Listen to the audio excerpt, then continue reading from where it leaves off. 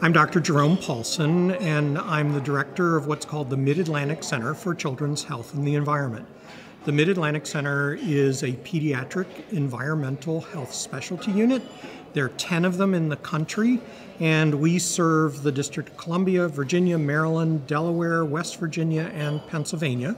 We try and teach people about environmental health and answer questions from parents, physicians, public health officials, and anybody else who has a question that relates to a child or children, the environment, and health. Lead poisoning is still an issue for young children in the United States, unfortunately. Particularly here in the greater Washington, D.C. area, we have a lot of homes that were built before 1978, and that's the year that lead paint was banned from interior use.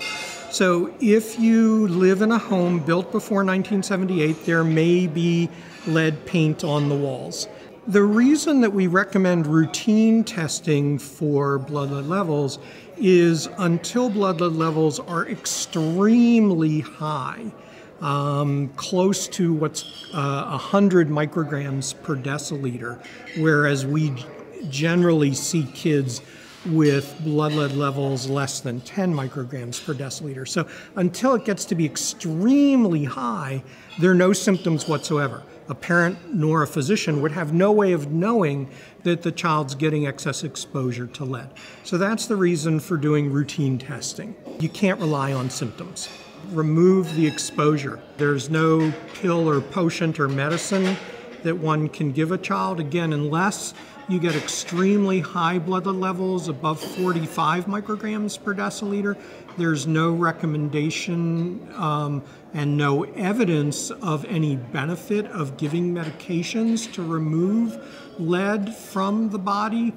And so it's very clear with kids, again, with blood lead levels of 80 or 100, and those levels do sometimes occur here in the United States and have sometimes occurred in countries overseas, that with blood lead levels that high, not only is there a risk of permanent brain damage, but also of death.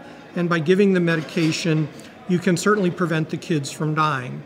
But it's not at all clear, even with blood lead levels of 80 or 90, that you can prevent the brain damage from the lead, even though you've prevented the child from dying from the lead exposure. So treatment has actually very little benefit, and again, that's why prevention is so important.